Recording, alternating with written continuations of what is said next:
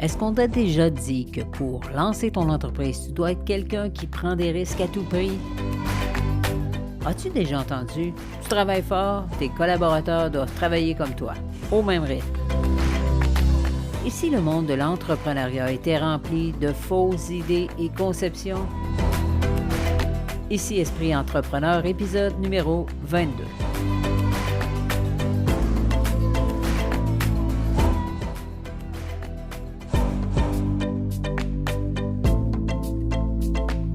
Bienvenue sur le podcast Esprit Entrepreneur, un podcast où on va parler ensemble d'entrepreneuriat, de leadership personnel et de tout ce que ça prend pour créer et faire grandir ton entreprise.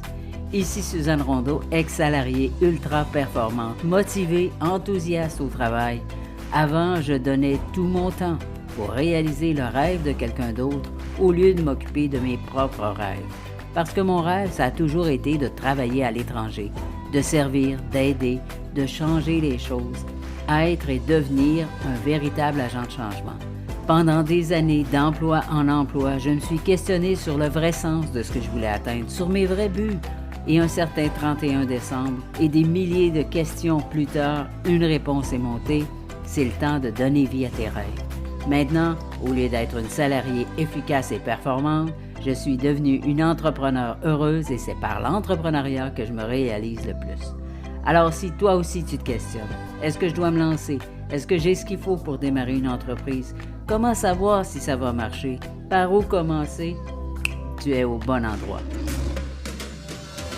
La mission du podcast Esprit Entrepreneur, proposer des astuces et des moyens d'action pour démarrer et propulser ton activité pour que toi aussi tu puisses vivre tes rêves. Alors si tu es un entrepreneur ou tu penses à le devenir, le podcast Esprit Entrepreneur est exactement pour toi. La liberté et les rencontres sont les deux moteurs de ma vie et sont devenus l'essence d'Esprit Entrepreneur. Yes! Alors bonjour les leaders et bienvenue sur le podcast Esprit Entrepreneur. J'espère que vous allez super bien aujourd'hui. On est déjà décembre et on se dirige vers une grande période de réjouissance, de rencontres et de réunions familiales pour la plupart. Mais pour beaucoup d'entre nous, entrepreneurs, la période de fin d'année veut souvent dire des heures de travail augmentées, plus de ventes, plus de clients et des heures de repos réduites. Alors, c'est le moment de saisir tous les bienfaits et toutes les opportunités de cette belle période. Alors, je te dis merci d'être là aujourd'hui et de prendre un peu de ton temps pour être présent sur le podcast Esprit Entrepreneur. Le podcast d'aujourd'hui va parler de 7 fausses croyances, 7 fausses idées au sujet de l'entrepreneuriat. Lorsqu'on pense à créer une entreprise, une activité économique, ça peut arriver qu'on entende toutes sortes de choses qui sont souvent contradictoires et qui nous font nous poser des questions au sujet de la création d'une entreprise. Ou encore, ça peut même arriver qu'on ait soi-même des idées préconçues et fausses au sujet de l'entrepreneuriat.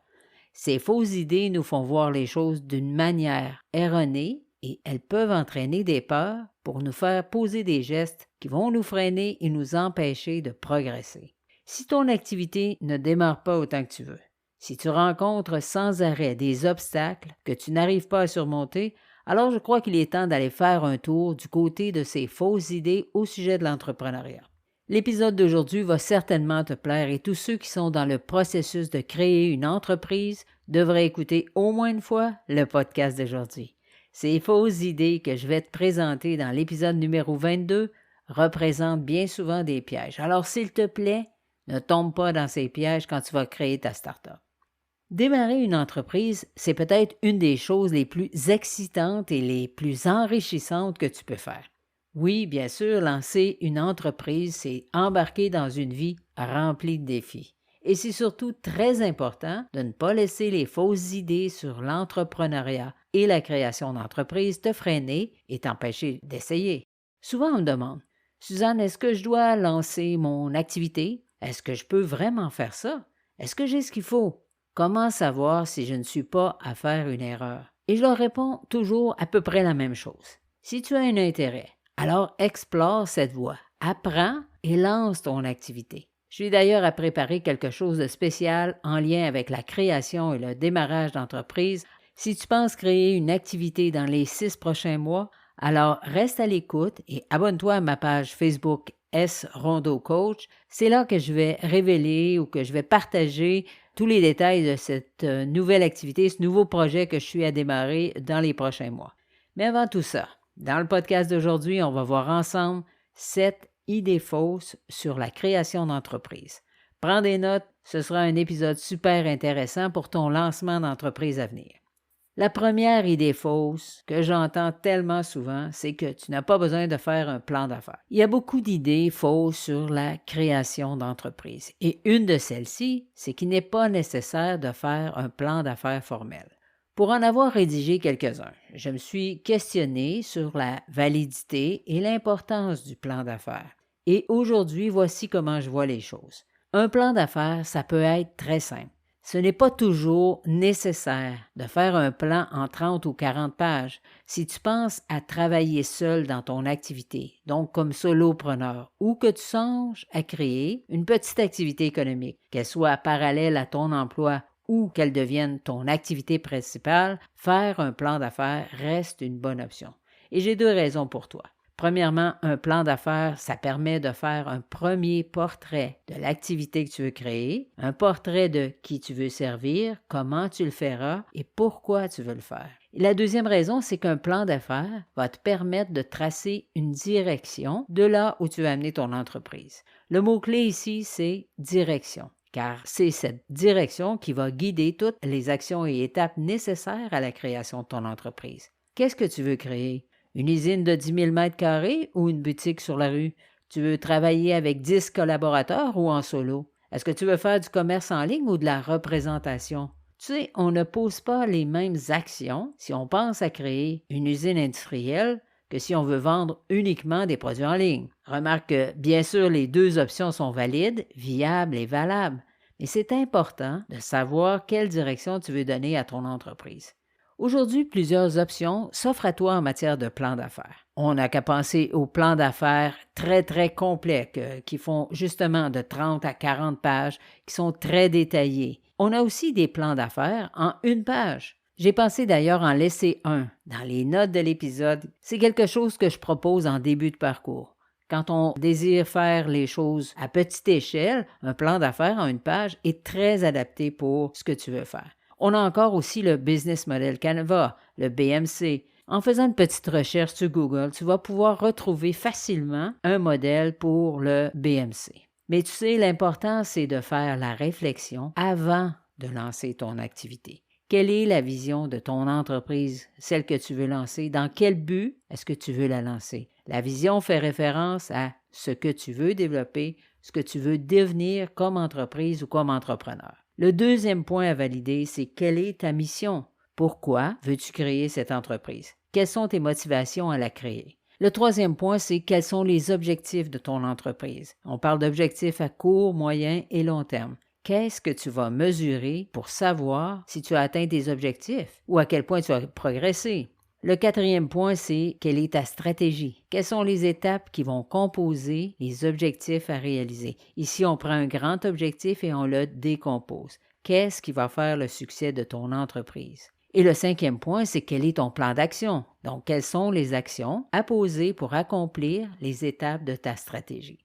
Ce modèle simplifié va te permettre de tracer déjà une direction à donner à l'entreprise que tu veux créer. Tu sais, je suis toujours pour les actions simples qui donnent des résultats. Commence simplement et bonifie ensuite ton plan à mesure que tu expérimentes pour s'aligner sur les besoins des clients. Le plan d'affaires sert à visualiser où ton entreprise se dirige au fil du temps.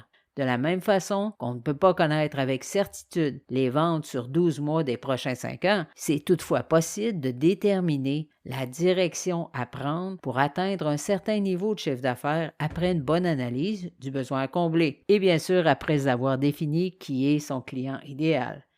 D'ailleurs, je t'invite à télécharger le document du plan d'affaires en 1 page que je vais laisser dans les notes de l'épisode. Et rappelle-toi que le temps passé à planifier, ce n'est jamais du temps perdu. Une deuxième fausse idée au sujet de la création d'entreprise, c'est que tu dois entièrement compter sur des sources financières extérieures. Ah, le financement et les ressources financières. S'il y a un sujet sensible, c'est bien celui de l'argent et des finances. Démarrer une entreprise demande d'avoir un minimum de connaissances en gestion financière et bien sûr un peu de capital personnel. Tu dois être capable de suivre l'état des revenus et dépenses. Ensuite, tu dois pouvoir identifier quels sont tes coûts de production, qu'est-ce que ça coûte de produire, d'acheter, de mettre en marché tes produits avant de pouvoir obtenir des revenus et des bénéfices. Tu dois pouvoir aussi être en mesure de lire les différentes sections d'un bilan. Un bilan, c'est un portrait financier à une date précise, une date X que j'appelle. Et ça va te permettre de mesurer l'évolution et la progression de ton entreprise. Donc, avant de chercher du financement, peu importe la forme, je te conseille d'apprendre les bases de la gestion d'une entreprise. Parce que s'il y a un point sur lequel on n'insiste jamais assez, c'est que pour créer une entreprise, tu n'as pas besoin de t'endetter, même si ça peut sembler extraordinaire et formidable d'avoir accès à un gros montant d'argent en une fois. Si tu n'as pas beaucoup d'expérience dans la gestion d'une entreprise, alors surveille bien ces 2 erreurs financières. La première erreur, attention de ne pas trop dépendre du financement extérieur. Donc, assure-toi d'avoir suffisamment d'argent personnel à investir dans ton projet d'entreprise. Tu sais, il existe plusieurs façons d'amasser un certain capital avant de démarrer. Je t'invite d'ailleurs à écouter mon podcast numéro 5, 7 clés pour financer ton entreprise, et je vais laisser aussi le lien dans les notes de l'épisode. La deuxième erreur qui est commise en matière de financement, c'est que beaucoup dépensent trop d'argent pour des choses qui n'aident pas l'entreprise à réussir. Un local trop grand, trop cher, embaucher du personnel de façon précoce, trop vite. Retiens bien que chaque dollar dépensé doit être aligné sur tes objectifs de progression, de croissance et de rentabilité. La troisième idée fausse, c'est que tu devras choisir entre le travail et avoir une vie personnelle. Ici, on parle de temps et de gestion des priorités. En période de création d'entreprise, tu n'auras pas le temps de gérer chaque détail. Tu es maintenant le chef d'entreprise et c'est à toi de viser un certain équilibre entre la gestion de ton entreprise et les autres domaines de ta vie. Certainement que tu ne pourras pas tout faire toi-même parce que devenir entrepreneur, ça ne se fait pas tout seul. Tu peux déléguer la réception des appels téléphoniques avec un contrat d'assistance personnelle, faire affaire avec un service de livraison externe pour acheminer plus vite les commandes à tes clients, ou encore, tu pourrais installer le paiement automatique de certaines factures. Ce qu'il faut retenir ici, c'est que tu peux déléguer des tâches qui, bien qu'elles sont importantes, ne demandent pas nécessairement ou expressément ta présence. Parmi toutes les tâches qui sont requises dans la création de ton entreprise, il y aura des choses que toi seul pourras faire. Ces tâches impliquent des compétences, des connaissances et des expériences particulières. Ce sont tes domaines de prédilection, tes forces à toi, ce pourquoi tu as décidé de créer ton entreprise. On peut penser aux campagnes marketing à mettre en place, donc quel produit tu vas choisir, à quel moment, à quel montant. Ça pourrait être de développer ta marque, ton image, ton site web, ou encore de trouver les meilleurs fournisseurs pour tes opérations. Ces tâches te reviennent expressément parce qu'elles font partie de tes compétences ou des forces à toi. La quatrième fausse idée, c'est tous les membres de ton équipe vont travailler comme toi. Dans la vraie vie, comme dans le démarrage d'une entreprise, il y a des moments où tout semble aller comme sur des roulettes et d'autres moments où on a l'impression de se trouver devant le mont Everest et que tout est compliqué. On ne voit pas le bout, on ne sait pas par où commencer ou encore on se retrouve devant plusieurs demandes à combler en même temps. Tu sais, même si tout ça est normal et que les obstacles font partie du voyage d'un entrepreneur, ça peut amener des complications. Alors quand on est chef d'entreprise, qu'on crée sa propre activité, on est le patron. Et ce n'est pas comme dans un emploi. Personne ne viendra te dire qu'il est 17 heures, que c'est l'heure de rentrer, d'arrêter de travailler et de recommencer demain. Il y a de fortes chances pour que tu continues à travailler si des limites n'ont pas été établies, si toi-même tu ne t'es pas fixé de limites. Alors si tu as des employés, des collaborateurs, ne pense pas et ne t'attends pas à ce qu'ils fassent le même nombre d'heures que toi. C'est ton entreprise. Alors pour vivre sainement ton lancement et ta phase de démarrage d'entreprise, une petite suggestion en pensant, diminue tes attentes envers les autres. Si tu ne le fais pas, tes attentes sont irréalistes, tu vas vivre de la déception, de la frustration et au final, il n'y a plus personne qui voudra travailler avec toi dans ce type d'ambiance. La cinquième fausse idée, tu dois te comparer aux autres entreprises qui ressemblent à la tienne. Ça y est, tu viens de démarrer, ce n'est sûrement pas le moment de te lancer dans des comparaisons, de copier les autres. Non, parce que ce qui est important, c'est de capitaliser sur ce qui te rend unique, de mettre de l'avant ce qui te distingue de tes concurrents. Qu'est-ce que tu fais de mieux? Qu'est-ce que tu fais de différent? Quel est ton avantage concurrentiel? Quel est ton USP, ton Unique Selling Proposition, ta proposition de vente, ta promesse de vente? Quel bénéfice ton client va obtenir en faisant l'achat de tes produits ou services? Et c'est là que doit être ton focus, pas à te comparer avec tes concurrents. Car en plus d'être improductif, ça va apporter de la jalousie, de la négativité et peut-être du découragement. Tu sais, le succès est beaucoup plus près que tu le penses. Oui, ça va prendre un certain temps. Tu es nouveau dans le domaine et il y a déjà des individus ou des entreprises qui ont les parts de marché que tu t'apprêtes à prendre. Alors, c'est petit à petit que tu vas te tailler une place dans ce nouveau marché. Alors, au lieu de te comparer à d'autres entreprises, concentre-toi sur tes objectifs et la manière de les atteindre le plus efficacement possible. Tu peux apprendre des autres, mais je t'en prie, ne copie pas leur succès. Tu es unique, ton approche est unique, c'est la tienne. La sixième fausse idée, c'est qu'il n'y a pas de place pour l'erreur. Oh là là, les erreurs, hein? Je t'invite tout de suite à aller faire un tour et lire le blog Entrepreneur qui a peur de faire des erreurs. J'en parle justement des erreurs et surtout de la perception des erreurs. Je te laisse le lien dans les notes de l'épisode pour que tu puisses le consulter. Tu sais, comme fondateur ou fondatrice de ton entreprise, c'est très facile de prendre trop de charges de responsabilité sur tes épaules. Et il y a un dicton qui dit « À trop vouloir bien faire, on finit par ne rien faire ». Oui, tu vas faire des erreurs qui vont t'amener à faire des ajustements, tu vas adapter certains produits, certaines approches, et bien sûr, ces erreurs sont des sources d'apprentissage. Si tu ne fais pas d'erreur, soit tu n'es pas assez fort, ou soit tu as perdu la capacité de penser de manière créative qui va faire progresser ton entreprise. Et crois-moi, les deux vont t'apporter de sérieux problèmes. Penser qu'il n'y a pas de place pour l'erreur et que tout doit être parfait va t'amener directement à un burn-out ou à prendre de mauvaises décisions. Apprends des erreurs de parcours. Vois cela comme des occasions d'apprentissage et continue, poursuis, ça fait partie du processus. Les erreurs sont là pour t'indiquer ce qui marche et ce qui ne marche pas. Tu peux tirer de précieuses leçons sur toi-même, tes produits, tes services, tes clients, tes concurrents. Ce sont des informations qui ont une très grande valeur. Ça fait partie de ton chemin d'entrepreneur. Tout ce que tu as à faire, c'est dire merci et continuer. La septième fausse idée sur la création d'entreprise, c'est que de prendre un risque, c'est trop risqué quand on démarre. Ne pas prendre de décision parce que ça représente un risque te fera manquer des opportunités importantes. Les entrepreneurs ont cette capacité de voir des opportunités d'affaires là où d'autres personnes ne voient rien. Une des grandes raisons pour laquelle tant de gens n'osent pas, n'essaient pas de démarrer leur propre entreprise, c'est la peur.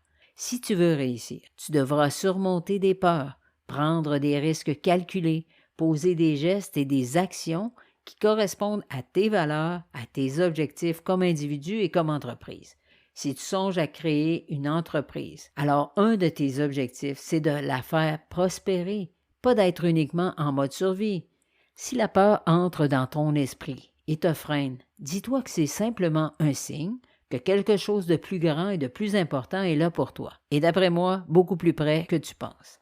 Alors si par un grand hasard, tu ne vois rien de grand, de beau, d'extraordinaire et d'important se produire, alors cherche et trouve. De nombreuses opportunités t'attendent et si tu es prêt, que tu fais face à tes peurs, elles seront là pour toi. Go, mon ami, go! Alors, en résumé, comme tu as pu le constater, de trop nombreuses idées fausses sont véhiculées chaque jour à propos de la création d'entreprises. J'ai parlé ici de 7 idées fausses et sans doute que tu en as entendu d'autres dans ton parcours. Rappelle-toi simplement que tu trouveras toujours quelqu'un sur ton chemin qui viendra te présenter une fausse idée. Mais est-ce que cette personne est entrepreneur elle-même? Est-ce qu'elle a vécu les mêmes expériences que toi? Est-ce qu'elle a les mêmes motivations que toi? Est-ce qu'elle a la même vision? Reviens à la fausse idée numéro 5. Arrête de te comparer et ne laisse personne le faire en ta présence. Tu es unique, tu sais ce que tu veux, sois ouvert et ne laisse jamais ta route. Et pour télécharger le plan d'affaires en une page, ce sera dans les notes de l'épisode numéro 22. Tu peux aussi aller lire le blog Entrepreneur qui a peur de faire des erreurs. Tu vas y trouver 4 astuces qui vont te permettre de faire face aux erreurs et le lien sera aussi dans les notes de l'épisode. Avant de quitter, j'aimerais te laisser sur une citation de motivation que j'ai trouvée. Ça nous vient de Adam Osborne qui nous dit que la chose la plus précieuse qu'on peut faire, c'est une erreur. On ne peut rien apprendre en étant parfait. Ben voilà, nous sommes rendus à la fin et j'aimerais te partager une nouvelle au sujet du podcast Esprit Entrepreneur. Depuis quelques jours, tous les épisodes sont maintenant disponibles sur ma chaîne YouTube. Ça veut dire que chaque semaine, il y aura un nouvel épisode du podcast Esprit Entrepreneur qui sera déposé sur YouTube. Ça sera encore plus facile de le partager. D'ailleurs, si tu penses que quelqu'un dans ton entourage s'intéresse à l'entrepreneuriat et aimerait des trucs et des astuces sur la création d'entreprise, alors partage-lui le lien du podcast Esprit Entrepreneur. Mon but, c'est d'aider autant d'entrepreneurs que je peux dans la création et la gestion de leur entreprise. Et comme toujours, plus on partage, plus on grandit. Yes! Merci de ta présence aujourd'hui sur le podcast Esprit Entrepreneur. Ça a été un réel plaisir. Je te souhaite une magnifique semaine. Ciao!